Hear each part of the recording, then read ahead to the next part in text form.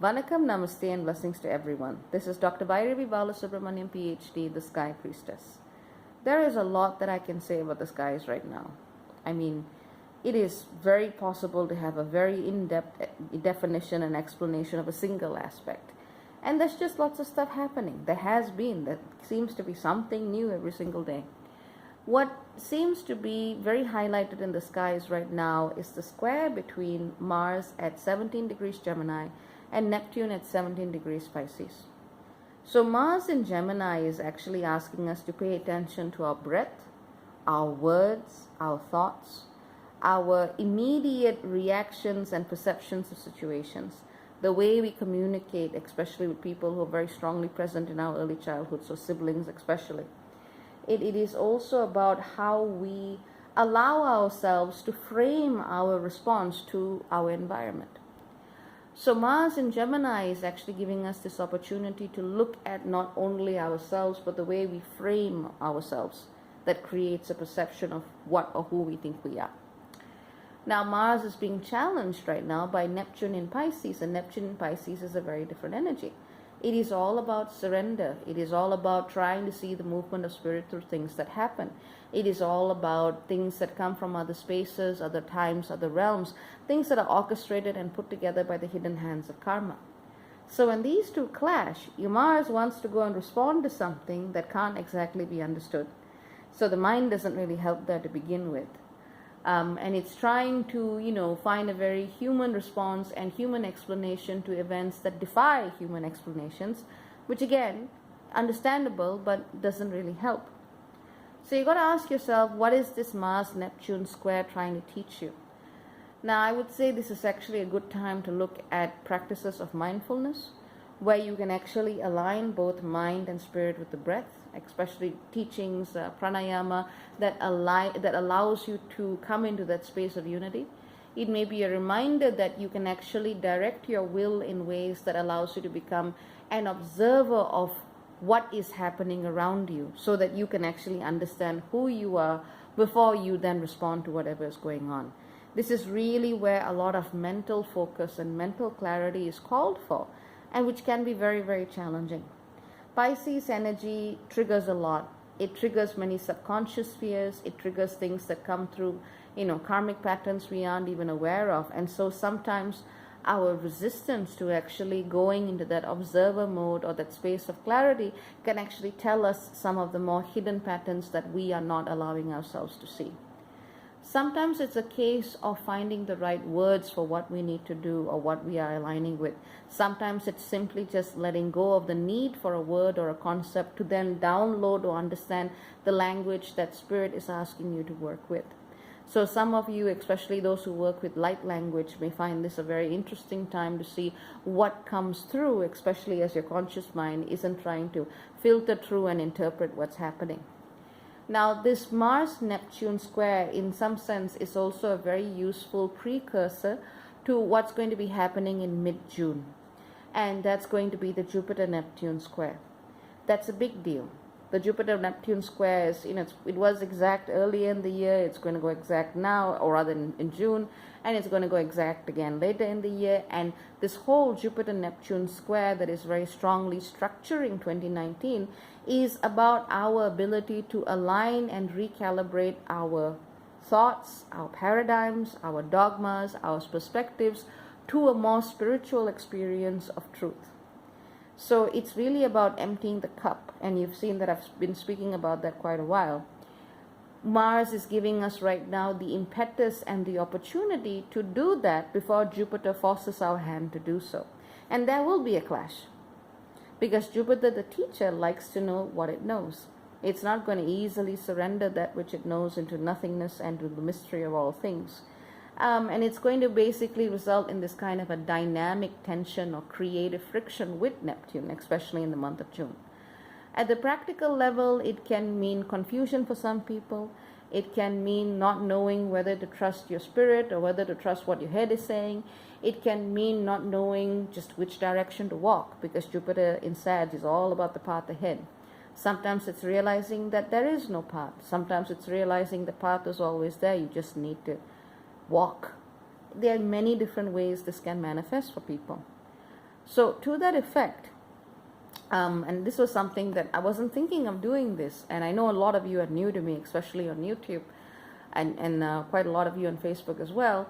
But in the sessions that I do, in the sessions that I offer, there's a very special offering that I only do if I am absolutely guided to do so, simply because it takes me a heck of a lot of energy to do it. But for the month of May, I'm going to be offering 15-minute guided sessions where a person gets a very, very heavy download in a very concentrated span of time. Which is a lot of energy, yes, but it feels like this is a time where, rather than going through a whole spiel and a whole unpacking and a whole, process, people just kind of need bullet point nudges here and there to help guide them to where they need to be. And it might sound like a short time, but when I do 15 minutes with someone, they come back sometimes 6 months later, 18 months later, and they're like, that was enough for me. What's the next step? So it really just depends where you are. So if you're looking for a little bit of guidance from me at this time, use that opportunity. I will not be available for most of June because I need to use this energy of Jupiter squared Neptune to do my own stuff that is important for my spiritual growth. So I'm letting you guys know now. If you're going to work with me in May, because June is going to be when we all take this a closer step towards defining not only what is our individual path, but also what is our collective path. And the links and information for the session that I mentioned will be in the text below. But coming back to things, and the reason why I decided I was led to do this, was that I kept thinking about it and going, I could be talking about the philosophy behind understanding spirit and working with spirit and how the mind and ego mind gets in the way with spirit, but that's not necessarily what a person needs in the present moment. Rather than telling a drowning person how to swim, you have to throw them a life jacket. And I'm not saying I'm playing the savior role here. I'm just saying that it's the kind of time where practical, concrete steps are a lot more useful than, the grand spiel, so to speak.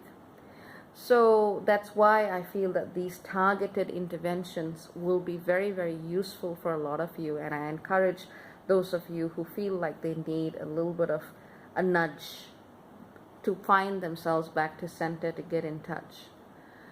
Another reason why I felt, or rather Spirit guided me to do this, was because of what Neptune has been bringing in. And it has been bringing in a lot of confusion. A lot of people have been looking for spirituality, but in places that do not resonate with the spirits, in places that actually, allow them to reinforce their old traumas, to reinforce their old insecurities, to reinforce their old relationships of dependency. And that's not where you're going to find your purest connection with Source. Neptune can put on quite a light show. It can put on a lot of glamours. It can put on, a lot of layers that makes it look gleaming and glowing and all wonderful. But when you actually get there and you look at its underbelly, you see, oh my God, there's a lot of shit to clean up. Kind of like our oceans right now. But it is important for all of us to cut through the illusion and the mirage. And this is work that each and every single one of us is being called to do right now, starting in our minds. The information and consciousness that goes into our breath, the relationship we have with the cosmos itself, and how it connects to us through the simple act of inhalation, exhalation. As you breathe, give thanks. Find that space of gratitude. No matter what is happening in your life, find that space of gratitude. Find that space where you can simply give thanks and say, no matter what, I am here and you are here, and I will do my best to align to what I need to truly be, what I truly am. It's a simple prayer, but it works wonders. If you really, really need some help in calming your mind, maybe try a gemstone like lepidolite, Lepidolite, or blue lace agate. That's something that can really calm someone down, especially if their emotions are very, very turbulent. But right now, it is about aligning the mind, letting go of constructs that do not work, and allowing yourself to use the tools of the mind without getting overwhelmed by its own narratives. Sometimes it's not your narrative, sometimes the narrative somebody taught you. Whatever it is, empty the cup. You can work with guides, you can work with facilitators at this time, but make sure it's someone who's not going to put their own stuff into you, because nobody needs that. Liberate yourself from the baggage that you are carrying internally, and you will actually find solutions to your external circumstances. It may not be a solution that comes overnight. It may be something that comes a little bit over time, and that is fine. Allow things to emerge. Like I said in my previous video, allow things to happen. And sometimes all you can do is to breathe, and that is enough right now. Breathe, clarify, align, and observe. And if you need some help, you know where to find me. Take care, many blessings, lots and lots of love. Bye-bye.